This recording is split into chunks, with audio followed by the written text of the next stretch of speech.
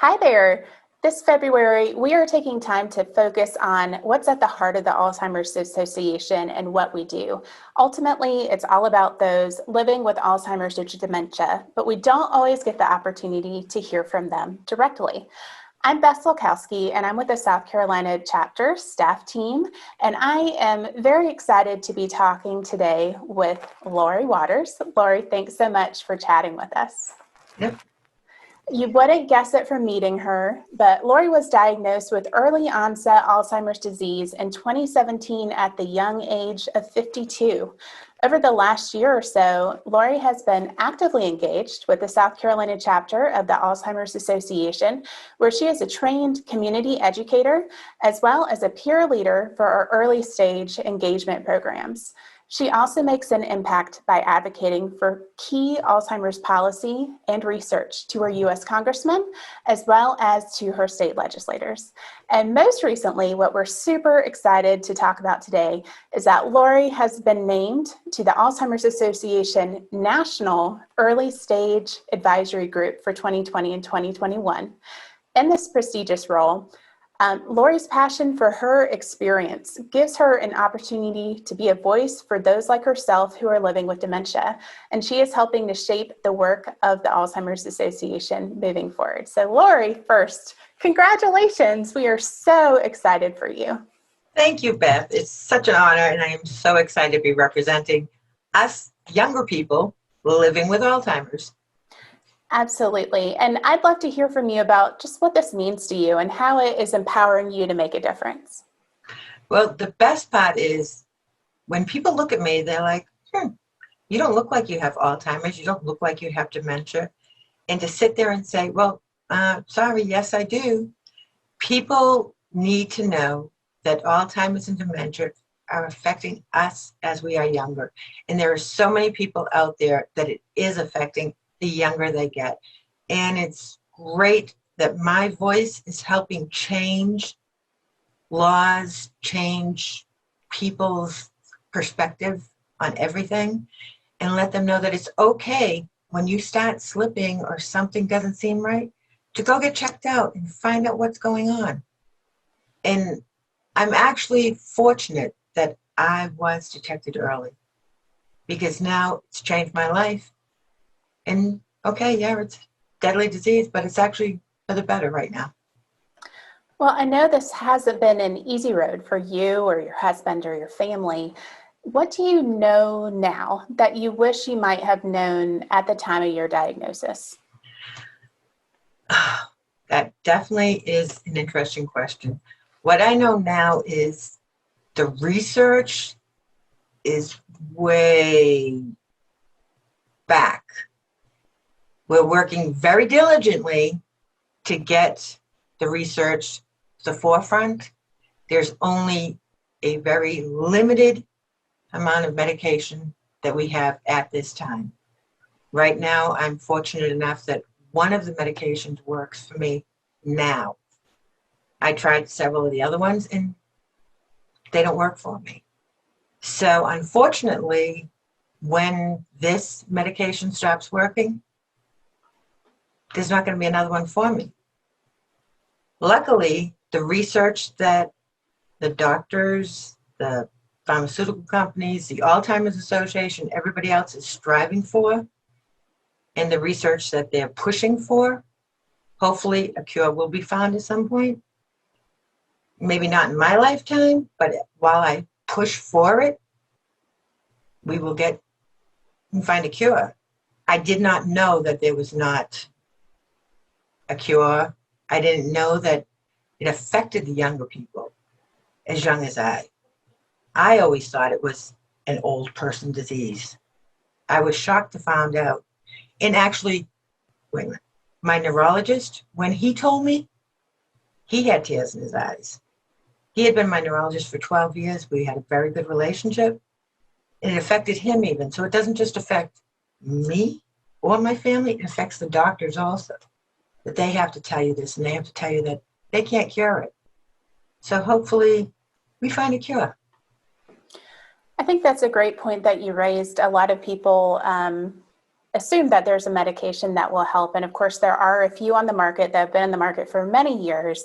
They can help with some of the symptoms for some people for a short period of time, but they don't change the underlying course of the disease, which of course is the goal of the research that we're working to fund, both through the Alzheimer's Association and through Congress. And over the last decade, we've seen the funds allocated for Alzheimer's research through the U.S. Congress grow sevenfold, which is amazing and unprecedented and not happening for anything else right now. So we are encouraged by the desire and the momentum that we have to change this, but it can't come soon enough, right? We need it any day now. So we keep pushing.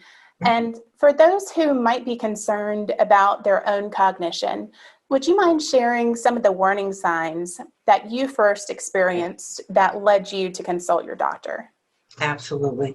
So I was fortunate enough that I had an amazing job, and I was working remotely at home, which everybody with COVID doesn't like that now, working remotely, but for me, it was wonderful, and I had a home office.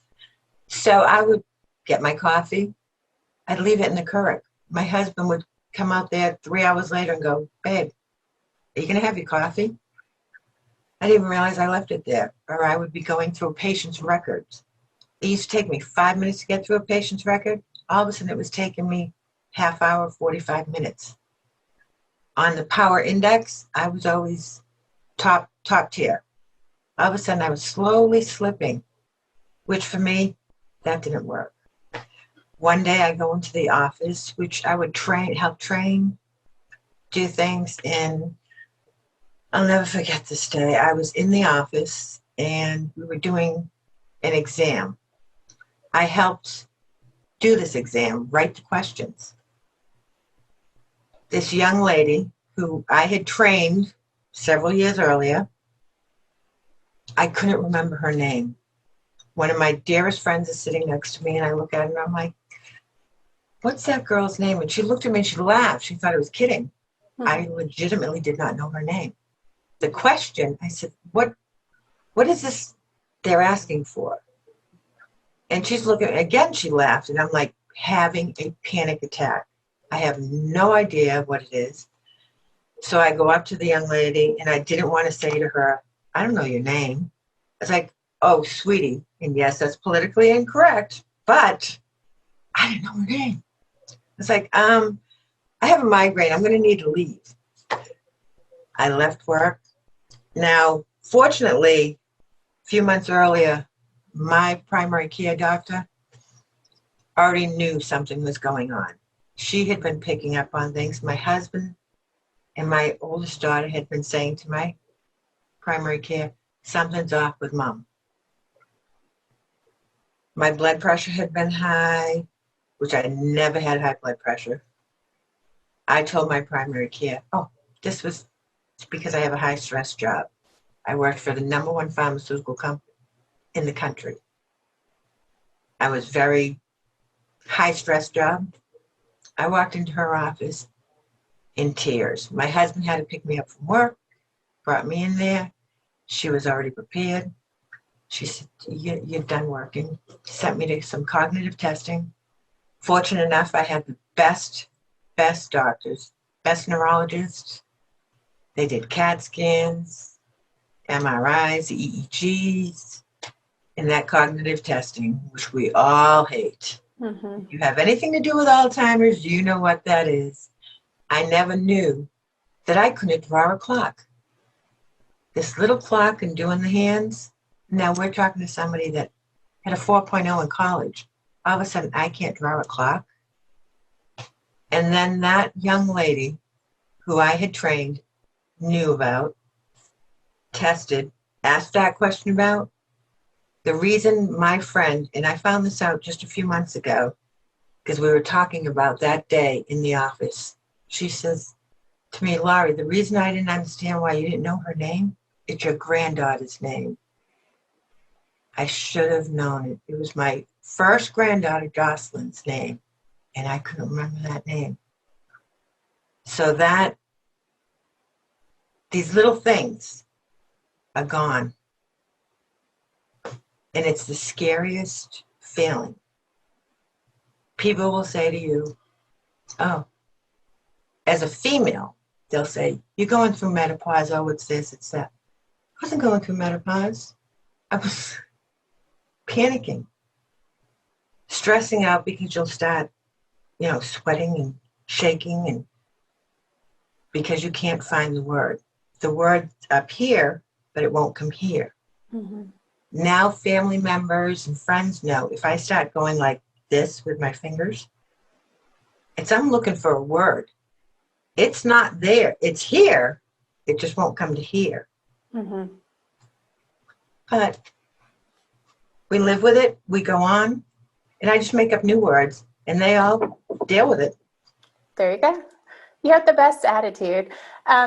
Laura, you often speak about your experience to your peers, to caregivers, to give them some perspective, to doctors and even community members. What is the single biggest thing that you would like for people to understand about living with dementia? That even though it is a deadly disease, it's actually a blessing. Because I learned that, yes, everybody in this world is going to die of something, but I got to start living. And I am living my best life. I knew for my whole entire life that I had a sister. Always wanted to meet her. I finally took the DNA test last December, and I found my sister. And I have a best friend now. It's amazing.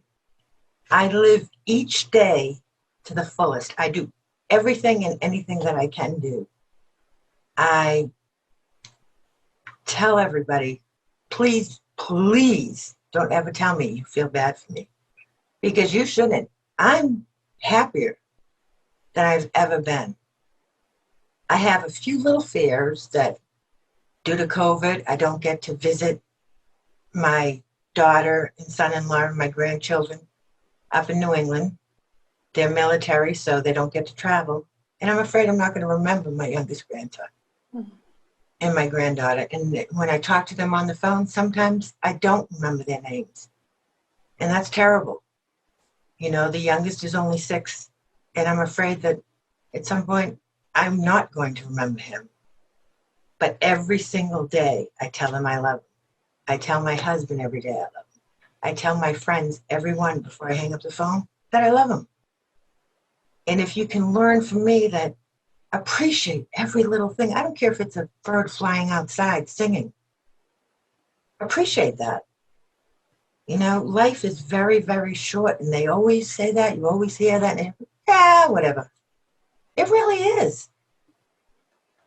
And I think, didn't you set some new goals and perhaps start working on some bucket list items? I did. Like to see every waterfall that I can. Well, this past weekend, I went up and I had an amazing time sitting on the side watching. I think I scared people because I have no fear anymore. And I'll sit right over the side and film it. I'm not afraid of heights. I go zip lining. I go four-wheeling. I do anything and everything. I want to go cliff diving. I'm going to Alaska with my sister that I just found. And we're going there in June. One of my brothers lives out there, and we're going up the mountains, up the glaciers. We're going to do everything and anything. Make every single memory that I can. And even if I don't remember them, they'll remember them for me. Mm-hmm. We're doing scrapbooks. We're doing photos. We're doing anything so that my grandchildren will know, Grandma did. She was a badass. Okay. You can say what you want.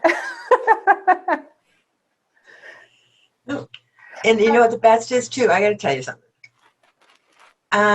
Sitting in front of the state reps, when I talk with them one-on-one, they talk to me and they love listening to me. And they're amazed. And one of them in particular, I ran into him a few weeks ago and he said to me, when you left my office back in March, I went home and I talked to my wife about you. You stuck with me.